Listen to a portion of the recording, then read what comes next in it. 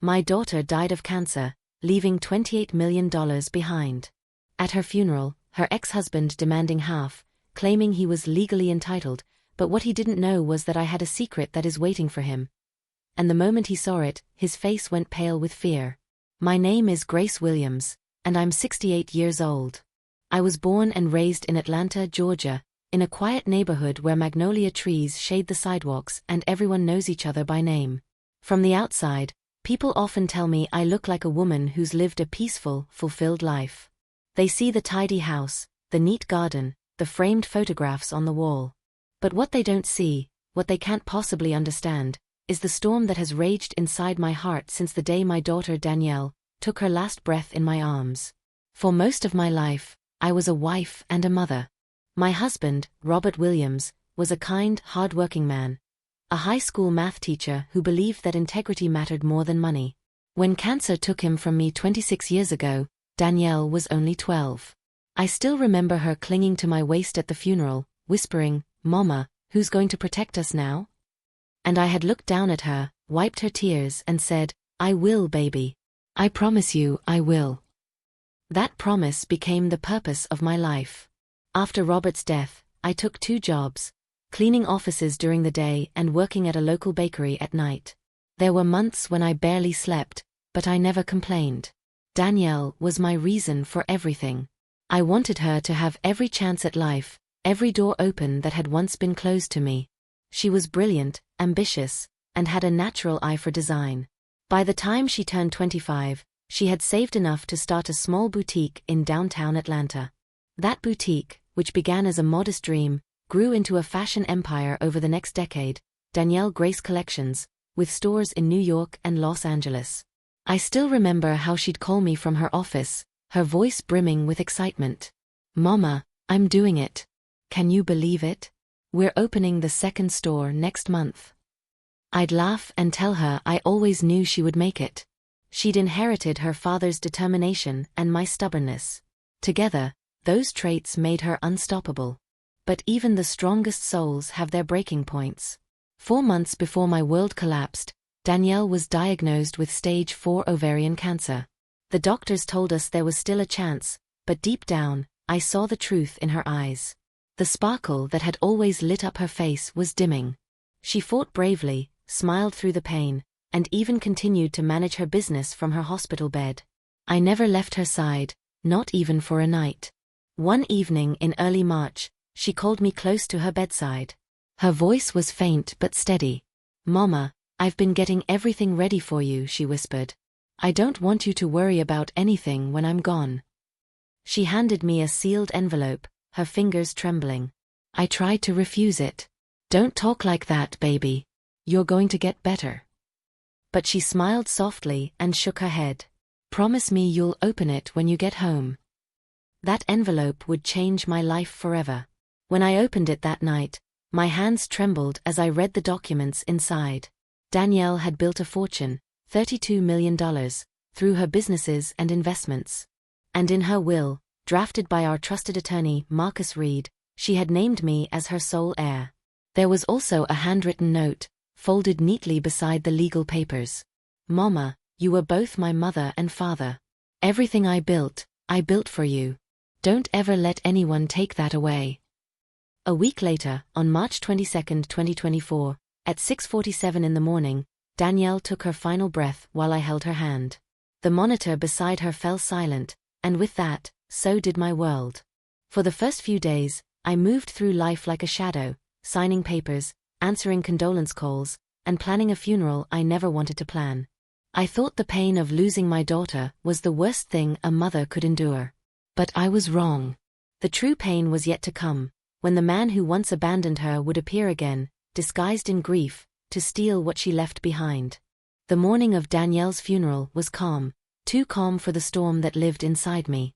The sky was pale gray, and a light drizzle fell over St. Luke's Baptist Church in downtown Atlanta. People were arriving in black coats, carrying flowers and whispering words of sympathy I could barely hear. Everything around me felt distant, the hymns, the prayers, even the faces of those who had come to say goodbye. I sat in the front row, clutching Danielle's framed photograph against my chest. She looked so radiant in that picture.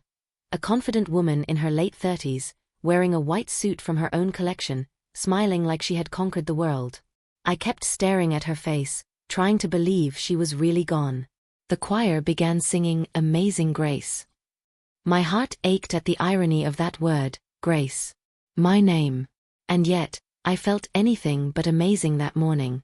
Then, as the pastor's voice echoed softly through the church, the heavy wooden doors creaked open. Everyone turned. A tall man in a black suit stepped inside. His hair was perfectly styled, his expression solemn, almost too solemn. He walked slowly down the aisle, pretending to wipe away tears with a folded handkerchief.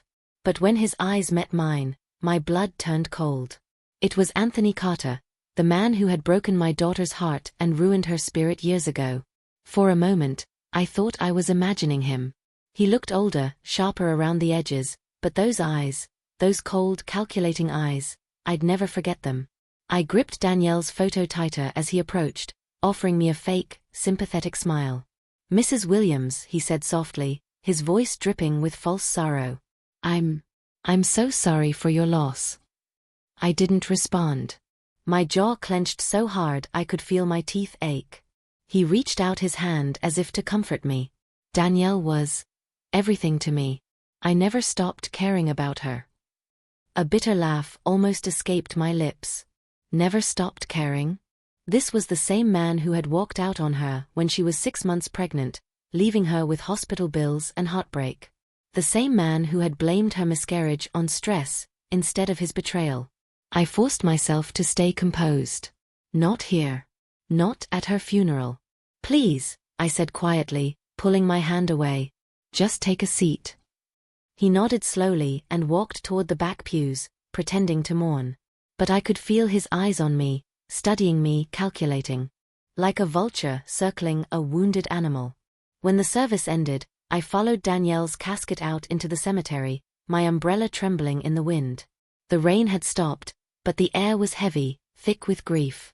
I stood by the open grave as they lowered her down, and I whispered, "I kept my promise, baby. I'm still here." Then, just as the crowd began to disperse, I heard that same cold voice behind me. "We should talk," Anthony said. I turned around slowly. "There's nothing left to say between us."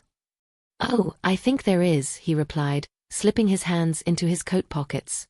His tone had shifted. No more fake sympathy, just arrogance. "You see, Danielle and I were never legally divorced. Which means that, by law, I'm entitled to her estate." I froze. "That's not true," I said sharply. "She filed those papers years ago." He smirked. "Maybe she did. But I never signed them. Which means technically I'm still her husband, and that $32 million belongs to me just as much as it belongs to you." The words struck me like lightning. "Are you really saying this? At her grave?" I asked, my voice trembling between anger and disbelief. He took a step closer, lowering his voice. "You can keep half if you want, Grace. I'm a reasonable man. 16 million for you, 16 for me. But if you don't cooperate," he leaned in, his breath hot and poisonous, "I'll make sure the world hears things about Danielle you wouldn't want them to hear." I stared at him, stunned. "You're threatening me?" He gave a small, mocking smile. "I'm giving you an opportunity to do the right thing. You have 1 week to think about it." He turned and walked away, leaving muddy footprints on the wet grass, as if he were marking his territory. I watched him go, my hands trembling with rage. Around me, people were still saying their quiet goodbyes, unaware of the venom that had just spilled into the air. When I finally looked back at Danielle's grave, I whispered, "I won't let him touch what you built. I promise you, baby, not this time." That night, as I sat alone in my living room with the soft hum of rain against the window, I realized something deep and powerful inside me had shifted. I was no longer just a grieving mother. I was a mother preparing for war. For the next 2 nights, I barely slept. Every time I closed my eyes, I saw Anthony's smirk, that cold, confident look of a man who believed he could buy justice with intimidation. His words echoed in my mind, "You have 1 week." By the 3rd day, my grief had transformed into resolve. I wasn't going to let that man poison my daughter's memory or steal what she had built with her own blood and sweat. Danielle had trusted me to protect her legacy, and I intended to honor that trust, no matter the cost.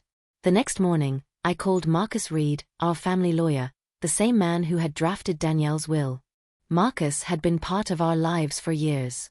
He had seen Danielle rise from a struggling designer working out of our basement to a respected businesswoman who built an empire across 2 coasts.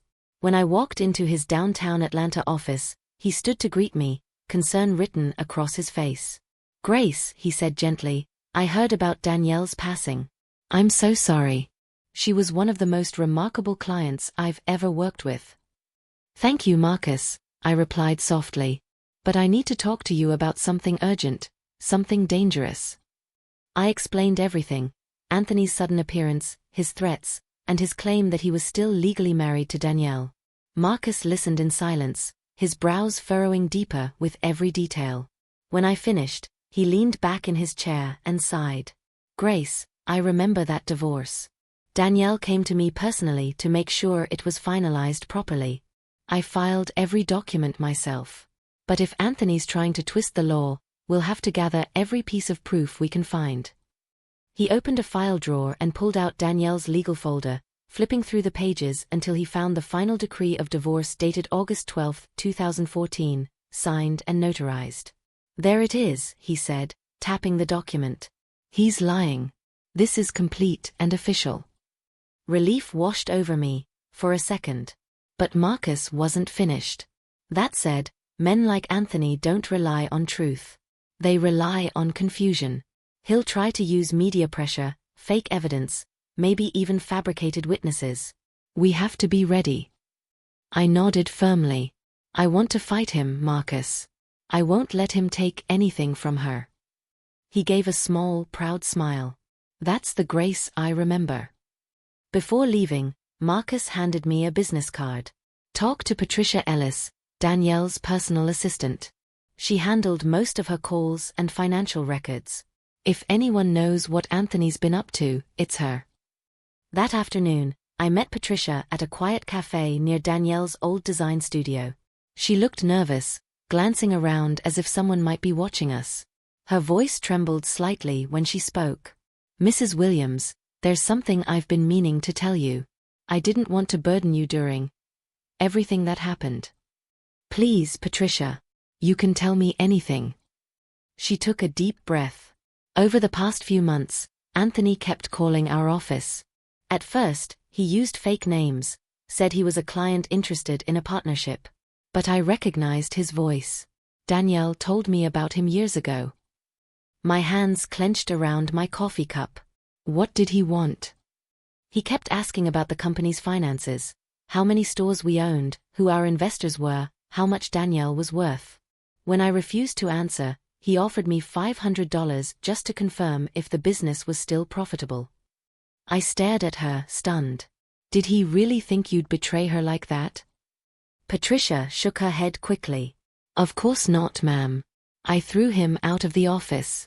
But later, one of our contacts at the bank told me he'd been there too, trying to get access to Danielle's accounts." A chill ran through me. Anthony hadn't just shown up at the funeral out of guilt. He'd been preparing for this for months. "Patricia," I said quietly, "do you have any proof of these calls?" "Yes," she replied, lowering her voice. "After the first incident, Danielle told me to record every call to the office. I have them saved on my personal computer." Her words felt like oxygen after drowning. "Can I hear them?" "Of course. I'll bring them to you tomorrow." When I got home that evening, I sat in Danielle's office, untouched since her death. Her perfume still lingered in the air. Her sketches and fabric samples lay neatly stacked on the desk. For a moment, I closed my eyes and imagined her there, leaning over her designs, humming softly like she used to.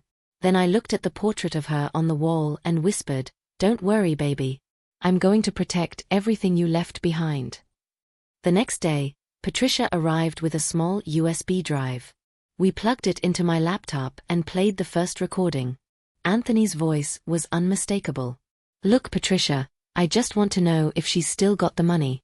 You and I both know she's sick, and if she's gone, I might be the one handling things. It'd be smart for you to stay on my good side. My stomach turned. Another recording followed, dated just a few weeks before Danielle's death. If she's still sitting on millions, maybe it's time we fix things between us. Everyone deserves a second chance, right? Especially when there's money involved. By the time the last file ended, my hands were shaking with rage. That night, I called Marcus. Get ready, I said. We're not waiting for his next move. We're going to expose him. For the first time since the funeral, I felt something other than grief. I felt power. The same kind of power Danielle must have felt when she built her empire from nothing. Anthony thought he was hunting a grieving old woman. But he was about to meet a mother who had already buried her only child, and had nothing left to lose. A week later, just as I had feared, the first envelope arrived, thick, cream-colored, with Fulton County Civil Court stamped across the top. My hands trembled as I tore it open. Inside was exactly what I expected. Anthony Carter had filed a lawsuit against me. The document was full of lies, bold, deliberate lies. He claimed he had helped Danielle start her company, that his business advice had been the foundation of her success, and that her fortune of $32 million rightfully belonged to both of them. I could barely finish reading before fury took over. My chest burned, not from fear, but from disgust. That night, I called Marcus. He's really doing it, I said. He's suing me for my daughter's money. I figured he might, Marcus replied calmly. But don't worry. I've handled men like him before. They start strong and end in prison. The following week, we filed our official response, attaching Danielle's divorce decree, will, and notarized letter. But Marcus knew the fight wouldn't stay inside the courtroom. He was right. Within days, news articles began to appear online, twisted headlines like "Business Tycoon's Estranged Husband Fights for His Share," and "Did Danielle Grace's Mother Cut Her Son-in-Law Out of Millions?" I sat on my couch, staring at the TV as some anchorwoman discussed my life like it was a soap opera. The public is divided, she said. Some believe the grieving mother is trying to keep all the money for herself. It felt like a punch to the chest. My grief was now entertainment for strangers. The next morning, Marcus called me into his office. He had been up all night gathering evidence, his tie slightly loosened, his eyes tired but alert. "Grace," he said, "we can't just defend, we need to attack. We have recordings, documents, and witnesses. It's time to build a full case against him." He opened his laptop and played the audio Patricia had given us. Anthony's voice filled the room, arrogant and slimy. "If she's got that kind of money lying around, she owes me. I gave her the confidence to start that business. I deserve a piece of the pie." Marcus looked up at me. "That right there is extortion. Once we verify these recordings, we'll have leverage." Over the next 2 weeks, we built a mountain of evidence: call logs, financial records, witness statements, and copies of the signed divorce papers. Marcus also discovered something unexpected. Anthony had forged several documents claiming he was still listed as Danielle's business partner. But the signatures didn't match, and we had notarized proof to prove it. The day before the first court hearing, Patricia showed up at my house with something new. "Mrs. Williams," she said breathlessly, holding a manila envelope, "you need to see this." Inside were screenshots of text messages between Anthony and a man named Christopher Vaughn, the attorney representing him. In one of the messages, Anthony bragged, "She's old, she's emotional. I'll scare her into settling before this ever hits trial." My heart tightened, but I smiled faintly. "He doesn't know me," I said. "He doesn't know what a mother is capable of." The morning of the court hearing, I stood outside Fulton County Courthouse, dressed in black, holding my daughter's picture in my purse. The media were everywhere. Cameras flashing, microphones shoved in my face, questions flying. "Mrs. Williams, did you deny your son-in-law his rightful inheritance? Is it true your daughter's marriage wasn't legally ended?" I didn't answer a single one. I just kept walking, chin high, until I reached the courtroom doors. Inside, Anthony sat confidently beside his lawyer, pretending to look heartbroken. When our eyes met, he smirked, the same smirk I had seen at the funeral. Marcus leaned close to me and whispered, Let him smile now. He won't be smiling when this is over. The judge entered, and the proceedings began. Anthony's lawyer stood first, speaking with fake sincerity. "Your Honor," he said, "my client devoted years to building the Danielle Grace empire. He was not only her husband but her advisor, partner, and inspiration.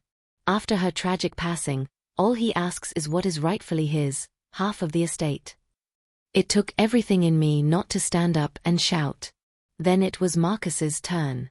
He walked calmly to the center of the courtroom and placed a thick folder on the judge's desk. "Your Honor," he said evenly, "the facts will show that Mr. Carter abandoned Danielle 10 years ago, refused to sign their divorce papers until 2014, and contributed absolutely nothing to her company. In fact," he paused, clicking a small remote, "we have audio evidence of Mr. Carter attempting to bribe her staff and extort money from the company." He pressed play. Anthony's voice filled the silent courtroom.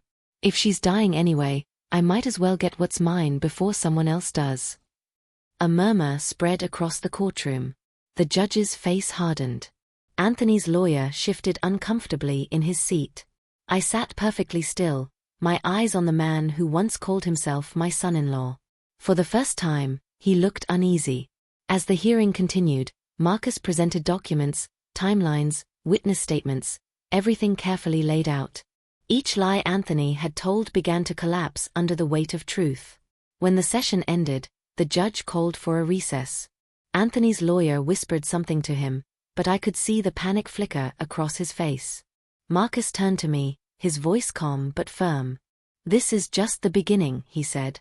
"But Grace, we've already started winning." That night, as I drove home through the quiet streets of Atlanta, I felt a strange sense of peace. The fear that had haunted me since the funeral was gone. In its place was a cold, steady fire, a mother's will to protect what her child had built. Anthony thought he was fighting for money, but I wasn't fighting for wealth. I was fighting for justice. The second hearing came faster than I expected.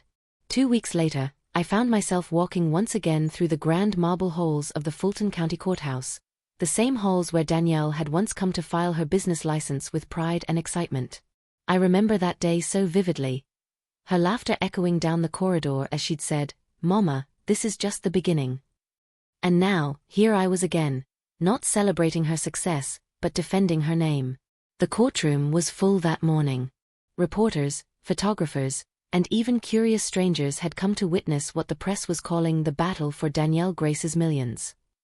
But for me, it wasn't about millions, it was about her dignity. Anthony sat across the room, dressed in another expensive black suit, pretending to be calm. But I could see the faint twitch in his jaw, the restless tapping of his fingers on the desk. His arrogance had cracks now, small, but visible. When the judge entered, everyone rose. Then the long, grueling process began. Anthony's lawyer presented witnesses, claiming they were former employees of Danielle Grace Collections, people who supposedly saw Anthony helping with the business in its early days. The first was a middle-aged man named Harold Jennings, who claimed to have been Danielle's accountant. He testified confidently, saying, "Mr. Carter invested at least $50,000 in the first boutique." Marcus stood and approached him with quiet authority. "Mr. Jennings, could you remind the court where you were employed in 2010? Harold hesitated. With the company, sir." Marcus nodded.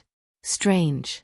Because according to IRS records and your LinkedIn profile, you were working at a car dealership in Houston, Texas at that time."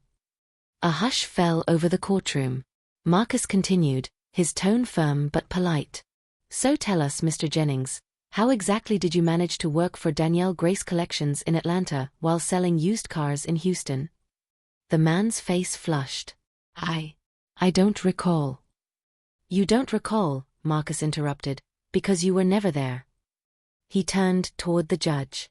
"Your Honor, this witness is lying under oath." Gasps rippled through the crowd. The second witness, a woman in her 20s, broke down mid-testimony when Marcus presented bank transfer receipts showing that Anthony had paid her $5,000 only a week before the hearing. The judge's patience was wearing thin. "Mr. Carter," he said sternly, "if one more false witness steps forward, I will hold you in contempt." Anthony's lawyer tried to recover, stammering about miscommunication and clerical confusion, but it was too late. The damage was done. Then Marcus brought forward our key evidence, Patricia's recordings. As soon as the first audio played, the room went silent. Anthony's voice filled the air once again, cold and calculating. If she dies, the money's mine anyway. I'll just say we were back together. The old lady can't fight forever. People in the gallery gasped. Even the judge's expression changed, from neutral to disgusted. Marcus turned toward Anthony. Is that your voice, Mr. Carter? Anthony shifted uncomfortably. It sounds similar. Marcus leaned forward. Then perhaps you'd like to explain how this similar voice knew about Danielle's cancer diagnosis 2 weeks before the public did. A detail only her family and staff knew? Anthony said nothing. He stared at the table, jaw clenched, fists tightening. Marcus pressed play on one final recording, this one colder than all the rest. She's weak now. I'll wait until she's gone and then claim what's mine. No one will question a grieving husband. The words echoed through the courtroom like poison. I sat there trembling, not with fear but with fury. I wanted to stand up and scream, she wasn't weak. She was stronger than you ever were. But I didn't. I kept my silence, because I knew justice was finally speaking for her. When the recording ended, Marcus stepped forward. Your Honor, he said firmly, this is not a case of inheritance. This is a case of manipulation, deceit, and emotional abuse. Mr. Carter preyed on a dying woman and is now attempting to rob her mother of the legacy she left behind. The judge nodded slowly, his expression grave. I've heard enough for today. He looked directly at Anthony. Mr. Carter, this court will not tolerate fraud or false testimony. We will reconvene tomorrow for final arguments. But let me be clear, I am deeply disturbed by what I've heard. When the gavel struck, the sound felt like thunder in my chest. As we left the courtroom, Anthony brushed past me. His voice was low, sharp, and venomous. You think you've won, old woman? He hissed. This isn't over. I turned and looked him straight in the eyes. It's over, I said quietly. You just don't know it yet. That night, I went home and lit a candle beside Danielle's photograph. The soft glow flickered across her smiling face. I whispered, you always believed the truth would win, baby. And tomorrow, it finally will. The next morning, the air outside the courthouse was cold and heavy, as if the sky itself knew what was about to happen. Reporters swarmed the entrance again, shouting questions and flashing cameras, but I ignored them all. I was no longer the trembling woman who had walked through those doors weeks ago. I was ready. Inside, the courtroom was silent except for the faint shuffling of papers. Anthony sat beside his lawyer, pale but defiant, whispering under his breath. I could see the fear in his eyes now, hidden behind that same old arrogance, but there nonetheless. The judge entered, and everyone rose. My heart pounded as he began to speak. After reviewing all presented evidence, the judge said slowly, including recorded conversations, bank transfers, witness testimonies, and official documents, this court finds no legal or moral basis for Mr. Anthony Carter's claim to the estate of the late Ms. Danielle Grace Williams. A faint gasp moved through the room. The judge continued, his tone sharpening. Furthermore, this court finds compelling evidence that Mr. Carter engaged in fraudulent activity, including attempted extortion, bribery of witnesses, and the presentation of forged documents. He turned toward Anthony, his eyes cold. You have not only tried to deceive this court but have shown no remorse for exploiting the death of a woman you once vowed to love. Anthony's lawyer tried to interrupt, but the judge raised a hand. Enough. The evidence speaks for itself. My breath caught when the judge reached the final line of his ruling. Therefore, this court hereby declares Grace Williams as the sole, lawful heir to the estate of her daughter, Danielle Grace Williams. Mr. Anthony Carter is found guilty of perjury and attempted fraud. He will face a criminal trial and is to be immediately detained. There was a long pause, a silence so deep I could hear my heartbeat. Then the bailiff stepped forward, handcuffs glinting under the fluorescent lights. Anthony stood, shouting in disbelief. You can't do this. I was her husband. I loved her. The judge's voice was calm but cutting. "Love does not look like greed, Mr. Carter. Take him away." The sound of the cuffs clicking shut was like music to my ears. For a brief second, our eyes met as they led him out, and I saw something I'd never seen in him before. Not confidence. Not arrogance. Fear. He turned away quickly as they pushed him toward the door. Marcus placed a gentle hand on my shoulder. "It's over, Grace." I exhaled slowly, the breath I'd been holding for months. "No," I whispered. "It's just beginning." 2 months later, the criminal trial began. By then, even more evidence had surfaced. A private investigator uncovered at least 10 other victims, women and men Anthony had manipulated over the past decade.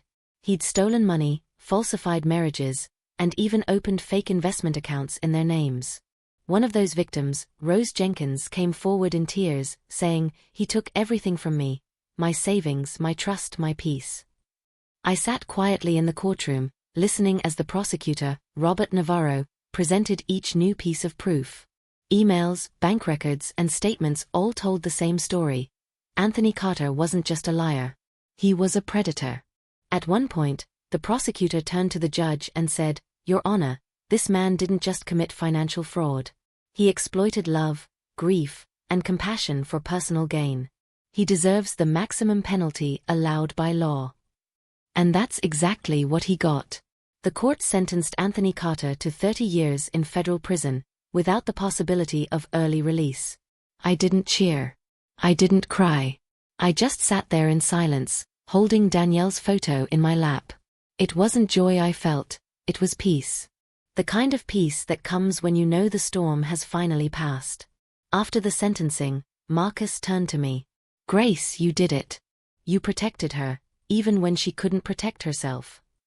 I smiled faintly, my voice soft. "No, Marcus. We did it. And now, I think it's time to turn her pain into something good." That night, I stood in my living room, the same place where I'd once cried myself to sleep, and looked at Danielle's framed picture on the wall. The candle I had lit weeks ago had long melted away, but its scent still lingered in the air. I whispered, "It's over now, baby. You're free. And so am I." For the first time in months, I slept through the night without dreams. When the court's final judgment came in writing, I held the papers in my trembling hands for a long moment before I could even read the words. It was done. After months of pain, tears, and sleepless nights, Danielle's name had been cleared. Her work, her sacrifices, her empire, all protected. But even as relief washed over me, another thought took root deep inside. What now? The silence of my house felt heavier than ever. Every corner echoed with her laughter, every photograph reminded me of a future that had been stolen far too soon. I realized that while I had won the battle for her inheritance, I couldn't bear to see that money just sitting in banks, collecting dust. Not when I knew what Danielle would have wanted. She had always dreamed of giving back. I remembered her words from a letter she once wrote while fighting her illness. "Mama, if I don't make it, promise me you'll use what I built to help women like me. Women who had to start from nothing, women who were told they couldn't." Those words became my compass. Over the next few months, with the help of Marcus, Patricia, and a small team of Danielle's former employees, I began laying the foundation for what would become the Danielle Grace Foundation for Women Entrepreneurs. We converted her old downtown office building, once filled with fashion sketches and textile samples, into a bright, open space with glass walls, community tables, and a single quote printed across the entrance in gold letters. She believed she could, so she did. It felt like Danielle's spirit lived there. I invested $15 million of her estate into a trust fund that would support the foundation for decades. The goal was simple but powerful: to provide interest-free loans, legal advice, and mentorship programs to women who had been abandoned, cheated, or left behind, the same way my daughter had once been. Our first few months were quiet. A handful of women came timidly through our doors. Single mothers, widows, and survivors of domestic or financial betrayal. I interviewed each one myself, asking not just about their business ideas, but about their stories. I saw Danielle in every one of them, the same spark, the same determination hiding behind exhaustion and pain. One woman, Marsha Brown, a mother of 2 from Detroit, had been left penniless after her husband ran off with their savings. She wanted to start a small catering service but didn't know where to begin. I remember handing her the first foundation check, $20,000 to get started. She cried in my arms and said, "Ms. Williams, you just saved my life." I smiled through my tears. "No, honey. You're saving your own life. I'm just giving you a chance." Months passed. Word spread. What started as a small local initiative became something much bigger.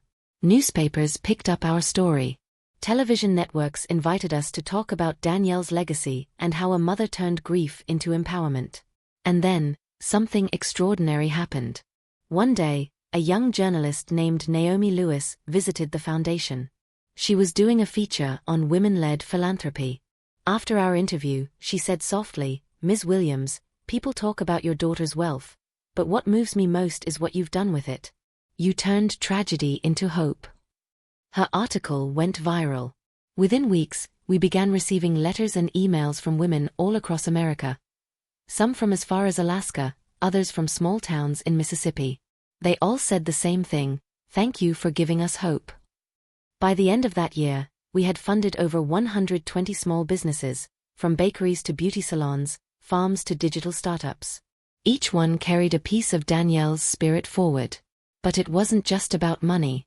It was about community.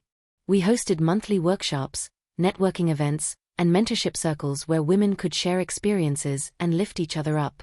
I'd sit quietly in the back of the room, watching them laugh and exchange ideas, the same way Danielle once dreamed women would. Every time someone succeeded, it felt like my daughter was smiling from above. One evening, after a long day at the foundation, Patricia walked into my office holding a letter. "This came for you, Ms. Williams," she said gently. The envelope was from Marcia, our first beneficiary. Inside was a handwritten note. "Ms. Williams, my business has grown. I hired 5 women last month, all single mothers. I tell them every day that we're standing on the shoulders of a woman named Danielle, whose mother believed in us. You gave me back my faith. Thank you." I pressed that letter to my heart and whispered, "You see that, baby? You're still changing lives." That night, as I stood in front of Danielle's photograph, her radiant smile forever frozen in time, I lit a candle and said softly, "Your legacy isn't money. It's light." For the first time in years, I didn't feel like I was living in her absence.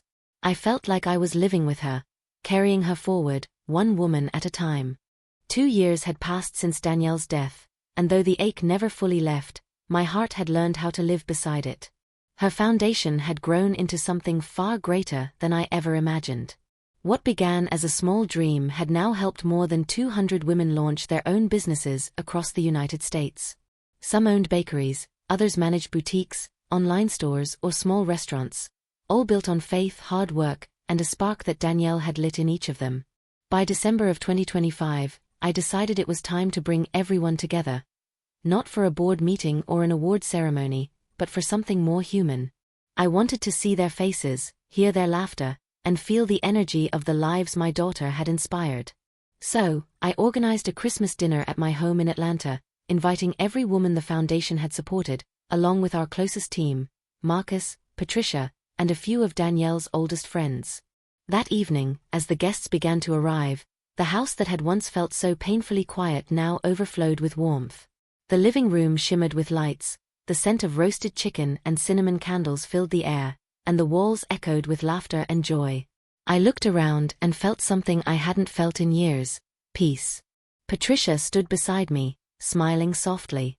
"Look at this, Ms. Williams. This is exactly what Danielle would have wanted." I nodded, tears glistening in my eyes. She would have loved to see this house full again. Later, as dinner began, I tapped my glass gently and stood up. The room fell silent. I looked at the crowd, dozens of faces, each one carrying a story of struggle and triumph. 2 years ago, I began, my voice steady but emotional, I buried my daughter. And that night, I promised her something, that I would never let her story end in grief. I would carry it forward, and make sure that her life, her strength, and her kindness would keep changing the world. I paused and smiled through tears. Tonight, when I look at all of you, I know that promise has been kept. Applause filled the room, followed by hugs and laughter. But the most touching moment came when Marsha Brown, our first beneficiary, stood up and approached me holding a small envelope. "Ms. Williams," she said softly, "this is for you." Inside was a photograph. Marsha standing proudly in front of her bakery, surrounded by 5 smiling women wearing aprons with the words "The Danielle Grace Bakery." On the back of the photo, she had written, "Your daughter's legacy feeds more than mouths, it feeds souls." I pressed the photo to my chest, unable to speak. The entire room clapped gently as Marsha continued, "If Danielle could see us now, she'd know she never truly left." After dinner, as the night grew quiet and guests began to leave, I walked outside into the cool December air. The city lights shimmered in the distance, and the sky above was clear, a rare sight that winter. I tilted my head upward and whispered, "We did it, baby girl. You can rest now." Inside the house, the tree lights flickered softly, and a framed picture of Danielle sat on the mantel. Her radiant smile seemed almost alive in the glow of the candles. As I stood there watching the lights dance, I realized that love, real, selfless love, never dies. It transforms. It becomes action, compassion, and hope. Anthony Carter may have tried to destroy what Danielle built, but in the end, it was his greed that buried him, and her goodness that lived on. Today, every time a woman signs her first business loan through the foundation, every time a mother walks into our office with trembling hands and leaves with new courage, I feel Danielle beside me, smiling, proud, free. Her death had ended her story, but her legacy had written 1,000 new ones. And as for me, Grace Williams, I finally understood that grief isn't the opposite of love, it's love's most powerful echo. Because the people we lose never truly leave us, they live in everything good we choose to build after them.